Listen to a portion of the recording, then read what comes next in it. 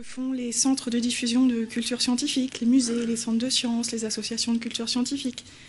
J'ai aussi un œil sur les universités, les écoles, celles qui forment justement le monde scientifique. Je regarde ce que font les structures qui font la recherche d'aujourd'hui en France. Et bien sûr, je dialogue avec des chercheurs. Et j'ai le temps de faire tout ça aujourd'hui, en fait, avec mon métier. Pourquoi ? Parce que les médias sociaux existent.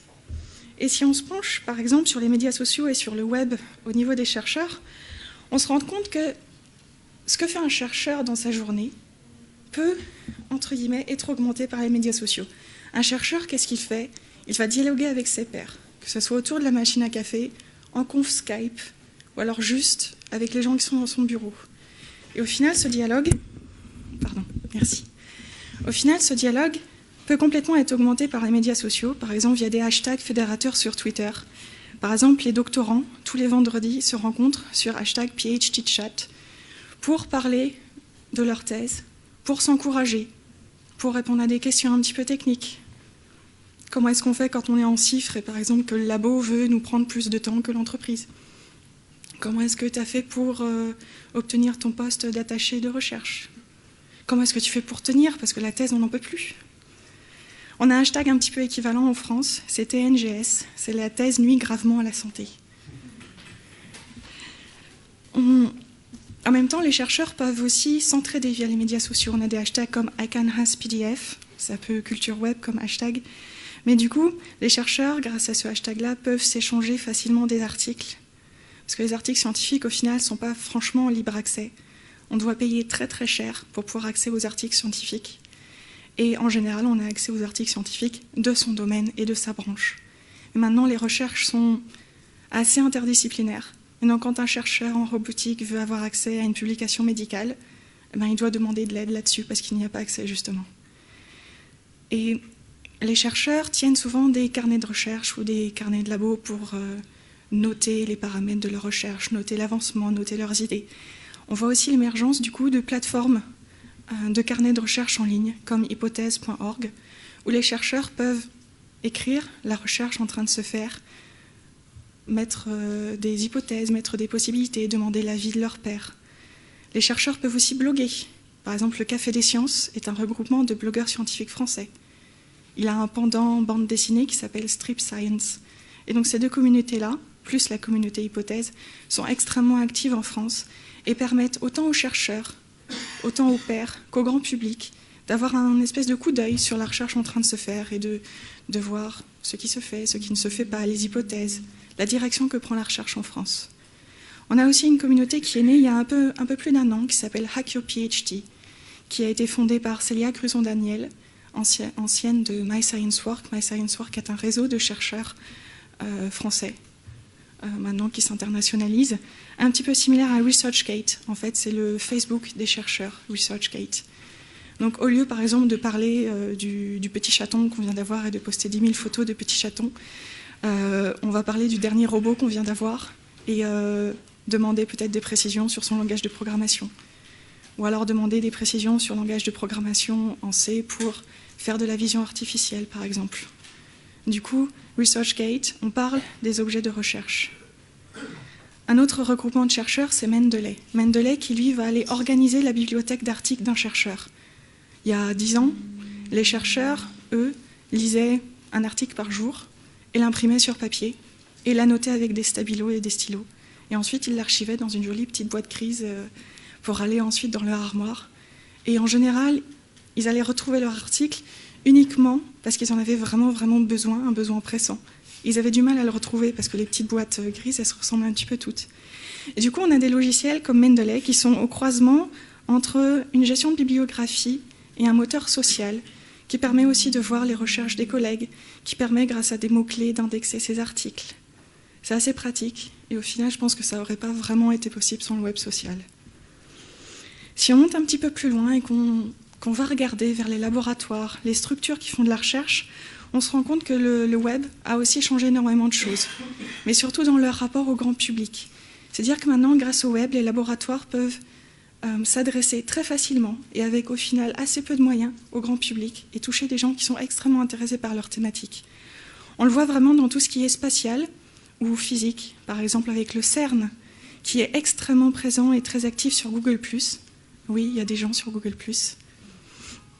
Et le CERN, lui, du coup, fait souvent des hangouts qui permet aux gens, au grand public, à vous, à nous, à moi, de poser des questions directement aux chercheurs et de visiter des installations scientifiques. Là, un des premiers hangouts, c'était justement avec l'expérience CMS, celle qui a été très connue pour avoir révélé le boson de Higgs. Le CNES aussi, institution française de l'aérospatiale, est très présent dans les hangouts, mais cette fois-ci, le CNES donne entre guillemets, le pouvoir aux blogueurs scientifiques et permet à ces blogueurs d'aller discuter via Hangout avec leurs chercheurs, avec leurs responsables de recherche. Et ensuite, bien sûr, ces vidéos sont toujours disponibles sur YouTube pour que tout le monde puisse les regarder. Sur Twitter aussi, les laboratoires de recherche sont extrêmement actifs et autour de hashtags communs.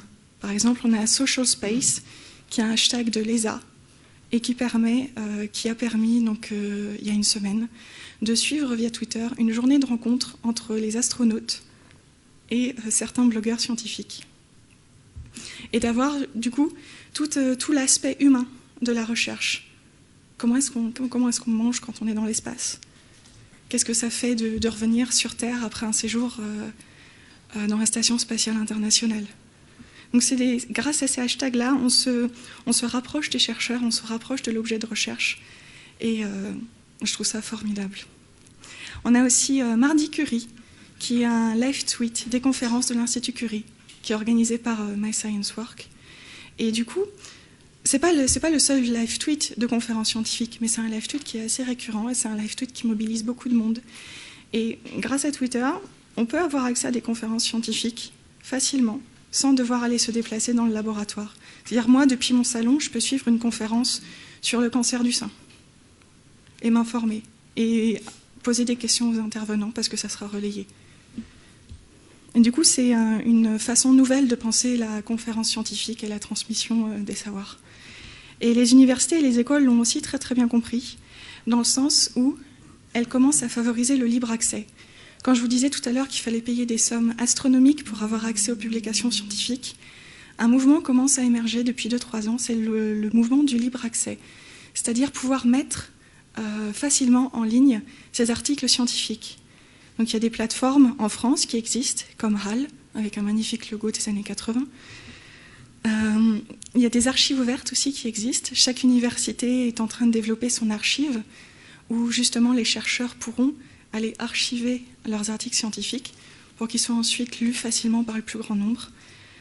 On a aussi des réseaux sociaux universitaires, comme les carnets de Paris Descartes, qui permettent aux chercheurs d'une même université de pouvoir parler ensemble, de pouvoir se retrouver.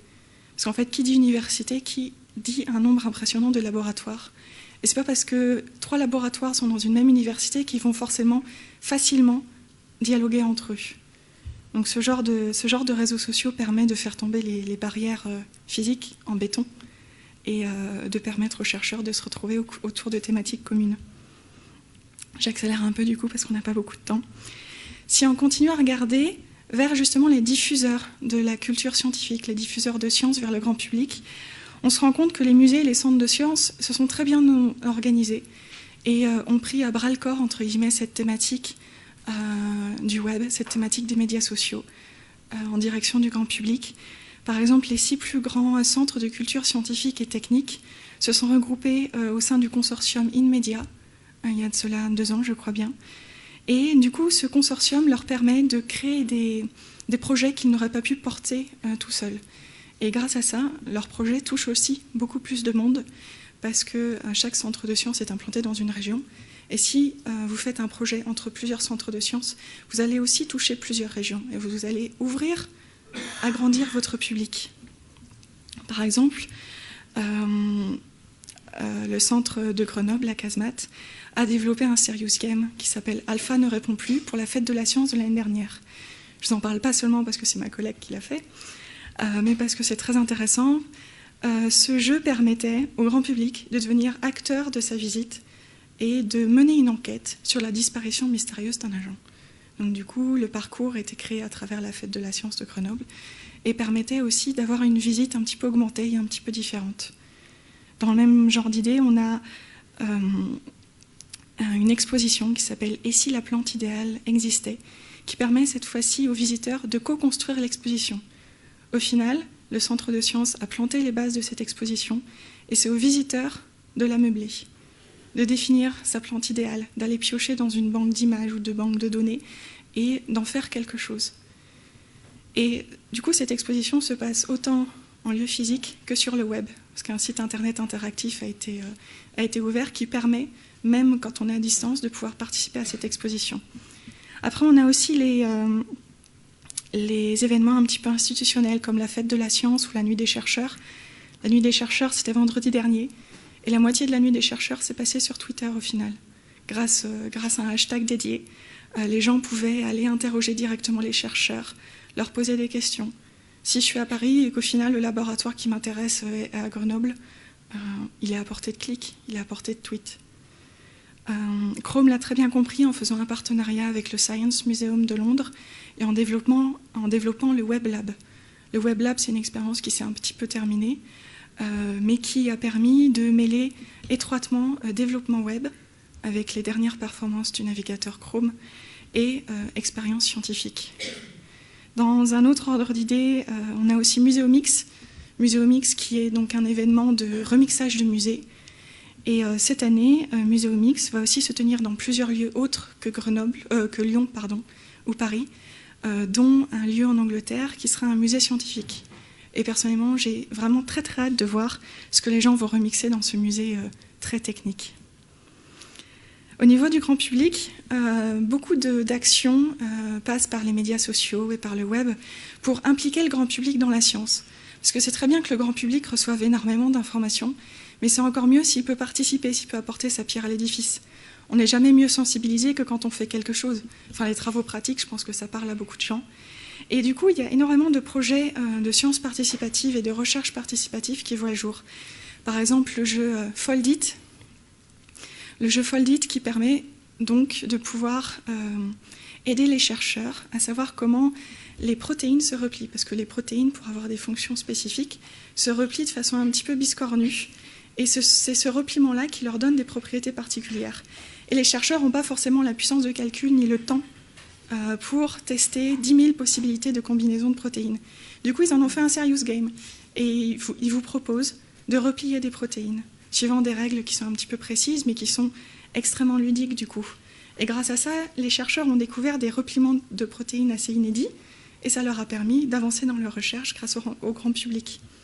Il y a aussi des projets comme Speople ou Viginature qui, via une application smartphone, vous permettent de photographier la nature qui est autour de vous et donc d'augmenter les données de recherche des chercheurs sur la nature.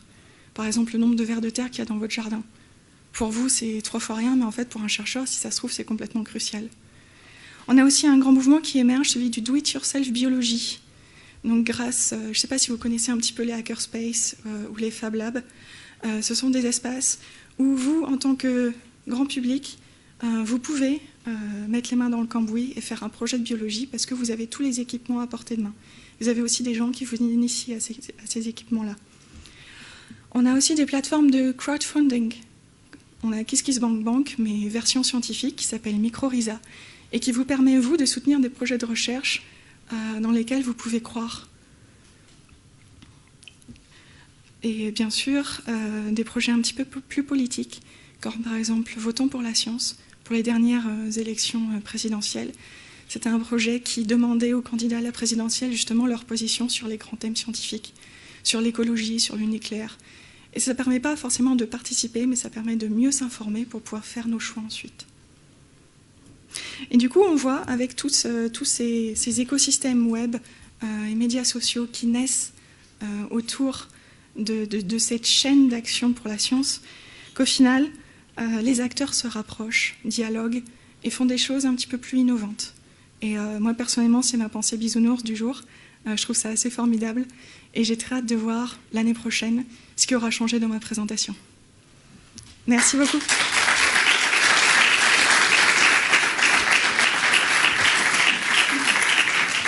Si vous avez des questions, n'hésitez pas.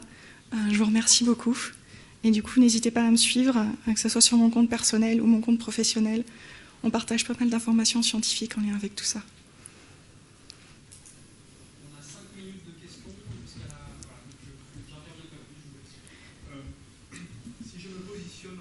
chercheurs ou laboratoires, échanger entre chercheurs, c'est une bonne chose, mais vous n'avez pas parlé de sécurité. Or, il peut y avoir des données de chercheurs qui peuvent être sensibles, et utiliser Twitter ou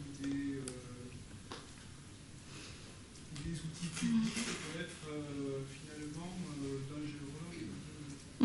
Alors, une question sur la sécurité des données de la recherche quand on discute entre chercheurs sur Twitter. Après, je pense qu'on peut faire aussi confiance au bon sens de chacun. Peut-être éviter de discuter des données extrêmement sensibles ou pas encore publiées sur Twitter de manière très explicite. Après, les laboratoires ont souvent des guidelines assez précises. Par exemple, le laboratoire où j'étais prohibait Skype et prohibait Gmail, justement, à cause du fait que les données étaient hébergées ailleurs. Je pense que les chercheurs sont pas mal sensibilisés à ce genre de choses. Et tout comme les médecins Twitter ou les médecins blogueurs, on ne va pas forcément dire des chiffres ou des choses extrêmement sensibles sur Twitter. On va plutôt parler de concepts généraux et ensuite la discussion peut se poursuivre ailleurs. Disons, Twitter, c'est un petit peu comme les discussions informelles autour de la machine à café. On ne va pas forcément montrer à son collègue les masses de données, les tableaux, les chiffres.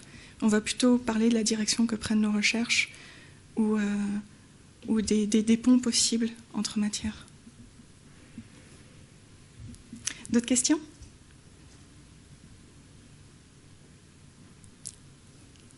Oui ? Vous avez parlé pas mal de discussions entre les gens, mais on a l'impression que c'est déjà entre des gens un peu informés. Est-ce que vous pensez que ce genre d'action peut avoir une vocation à faire de la vulgarisation, qui à mon avis est quand même important, et est-ce qu'on peut avoir des liens avec ce qui se développe beaucoup en ce moment, les MOOC ou les MOOC, je sais pas comment on dit. Les MOOC. Les Massive Online Courses, les cours qui, là pour le coup, diffusent de l'information. Est-ce que c'est quelque chose qui vous paraît intéressant à connecter avec les réseaux sociaux? En gros, est-ce que ça va dans le sens informer le public et l'élever dans la connaissance scientifique?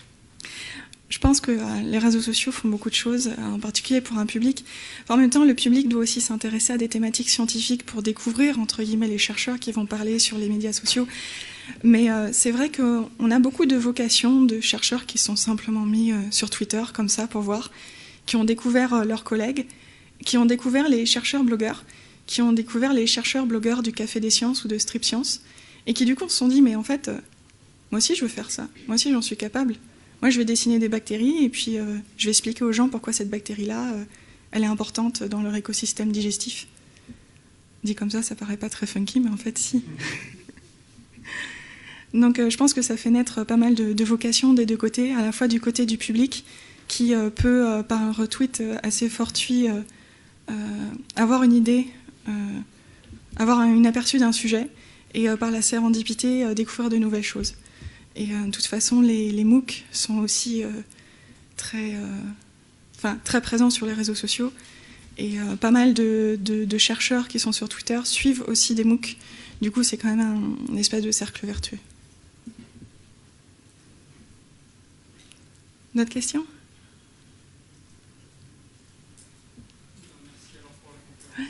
Merci à vous.